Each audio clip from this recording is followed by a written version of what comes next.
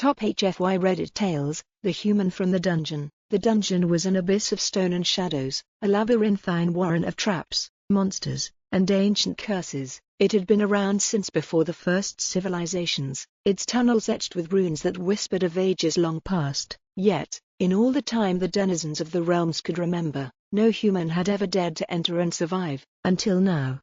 In the depths of that dark, twisted maze, a single figure moved, a man named Marcus Stone, who had been cast into the dungeon as punishment for crimes he never committed. His crime was being different in a world where conformity was worshipped, a world where humanity's shining light had been dimmed under the boots of alien empires and powerful warlords. But Marcus was not just any human, he was an engineer, a tinkerer whose ingenuity had made him feared even among the most powerful warlords. The creatures of the dungeon were more vicious than any Marcus had faced. Some were clawed, with eyes as deep and endless as the void. Others were the size of houses, with stony hides that seemed impervious to blades. But Marcus had something they didn't, a mind that could turn desperation into innovation.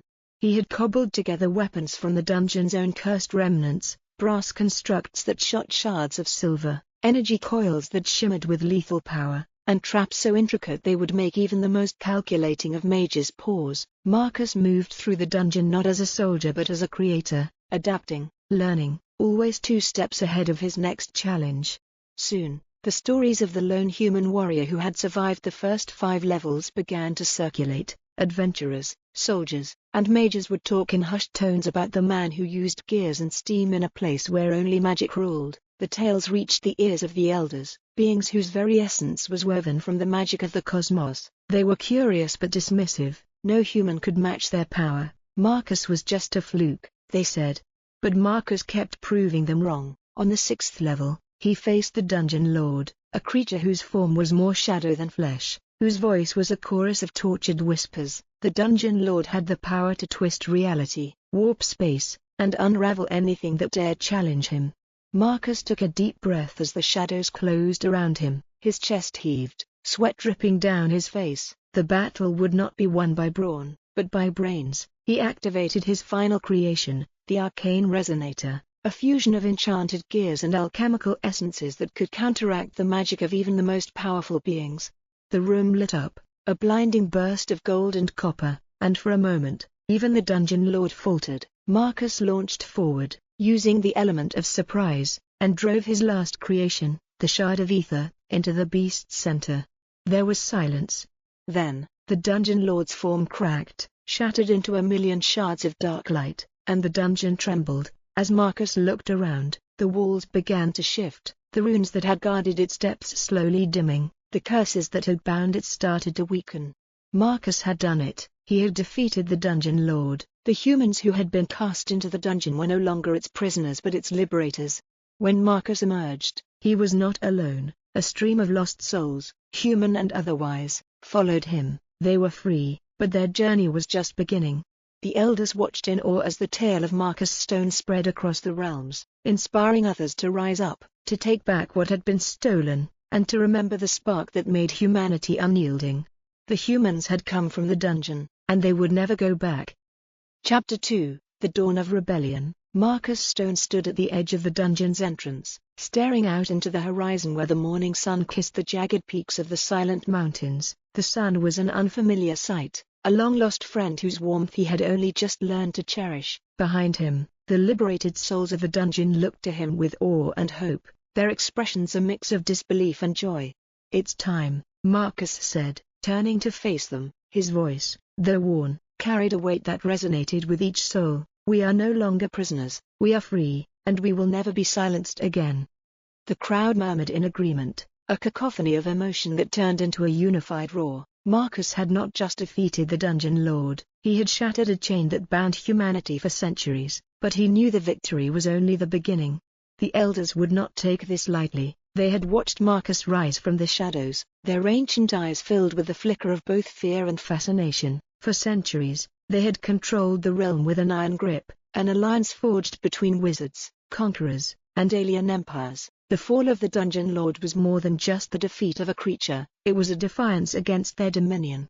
Marcus' first task was to unite those who had been cast aside, those who lived on the fringes of the world, fearing the elders' wrath, He called upon the remnants of the resistance, ragtag bands of freedom fighters, outcasts, and scholars who had long been hunted for their beliefs. They came from the black markets of Harrow's Hollow, the hidden enclaves of the outlands, and the isolated tribes that worship the stars. Marcus had a dream, that humanity could reclaim its rightful place as the masters of its fate.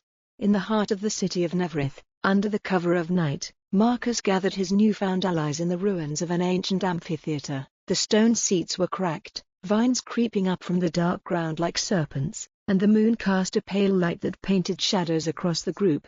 "Tonight," Marcus said, his voice cutting through the tension like a blade, "we fight for every human who has ever been wronged, for every soul that has been cast aside. We are no longer alone, we are legion." A battle cry erupted, a sound so fierce and primal that it shook the stone walls. The city of Neverith, known for its golden spires and armies of spellbound warriors, would soon feel the tremors of an uprising unlike anything it had ever seen. As dawn approached, the night sky was a canvas of shifting clouds, and the first rays of light spread like molten gold. The elders, draped in their silken robes, watched from their tower of ancient stones, their faces etched with both anger and curiosity. They had anticipated Marcus' victory over the Dungeon Lord but had underestimated what it would mean for their hold over the realm. A whisper passed through the high halls of their keep, "The humans are rising." It was not a statement of surprise but one of recognition. The age of subjugation was ending. The first clash came at the city's southern gates. Marcus led his followers, wielding a spear made from fragments of the Shard of Ether, its tip glowing with the power that had vanquished the Dungeon Lord. The elders sent forth their enchanted soldiers, beings crafted from the darkest sorceries and bound by ancient curses. But Marcus fought like a force of nature, rallying his allies with cries of defiance and hope. They battled not with the rage of the desperate, but with the unyielding resolve of those who knew that freedom was worth any cost. As the city's gates fell, the golden spires that marked Neverith's glory turned into symbols of their downfall. In the heart of the fray, Marcus faced the first of the elders, a figure with eyes as deep as the cosmos and a voice that seemed to ripple through the air. "You cannot defeat us, Marcus Stone. We are the architects of this world." Marcus met the elder's gaze, his expression one of unyielding purpose. "You built a prison, and we've come to tear it down." With that, he struck, the Shard of Ether blazing as it cut through the dark. The elder staggered, a fissure splitting through his form, light fracturing through the once immovable shadow. It was the first victory of many, but it sent a message: humanity would no longer be held captive. The battle for Neverith continued, and as Marcus raised his voice over the roar, it was not just the city that changed, the world itself shifted, the dawn of a new era dawning on the horizon. Chapter 3: The Flame of Rebirth. The weeks that followed were a whirlwind of battles, alliances, and unyielding determination. Neverith had become the epicenter of the revolution, a symbol of defiance that sparked hope in every corner of the realm. The elders, once the architects of a world built on power and subjugation, found themselves besieged, their influence unraveling like threads in a tempest. But Marcus knew that their power was not limited to Neverith, their reach extended far and wide, and the true fight had only just begun. To the north, the silver towers of Eloria, the city of mages, stood tall against the winter's chill. It was said that only the strongest sorcerers were granted entry, their minds bound to the codex of ancient spells. Here, the elders' influence was strongest, a web of enchantments and eldritch wards that rendered any assault futile. But Marcus, along with a coalition of engineers, scholars, and battle-hardened warriors, had devised a plan that could breach Eloria's mystical defenses. The resistance had grown, embracing the teachings of Marcus and using the technology he had created, blueprints, gears, and contraptions that fused the science of humans with the arcane arts of the mages. They had even crafted flying airships equipped with steam-powered engines and arcane cannons, each a testament to humanity's ingenuity. The battle for Eloria would be the most difficult yet, but Marcus knew it was necessary. The city was not just a stronghold, it was the heart of the Elders' magical power. On the eve of the assault, Marcus stood on the deck of the Iron Phoenix, an airship adorned with brass and copper, gears whirring like a heartbeat. The sky was ablaze with the glow of the setting sun, and the horizon seemed to burn with the promise of war. The crew, a mixture of rebels and engineers, gathered around him, their faces set with resolve. "We are not just fighting for ourselves," Marcus began, his voice carrying across the deck. "We are fighting for every human who has been silenced, every soul who has been cast into shadow. We will show them that humanity's flame cannot be snuffed out."